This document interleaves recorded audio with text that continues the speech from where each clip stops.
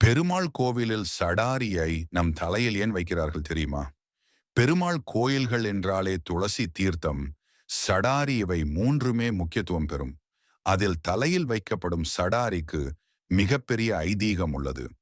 தன்னை தரிசிக்க வந்த முனிவர்கள் குரல் கேட்டு பாம்பு படுக்கையிலிருந்து அவசரமாக எழுந்து சென்ற பரந்தாமன் தன் பாதுகைகளை ஆதிசேஷன் அருகில் விட்டுவிட்டார்.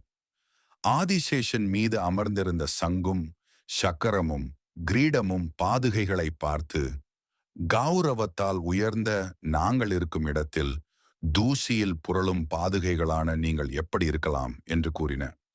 பகவான் எங்களை இங்கே விட்டுச் சென்றார். அவரின் திருவடிகளை அலங்கரிக்கும் நாங்களும் புனிதமானவர்கள்தான் என்று பாதுகைகள் வாதிட்டன. அப்பொழுது பகவானின் பாதத்தில் கண்ணீர் சிந்தி பாதுகைகள் முறையிட்டன. உடனே பகவான், என் சன்னதியில் ஏற்ற தாழ்வுகள் இல்லை என்றார். சங்கும் சக்கரமும்.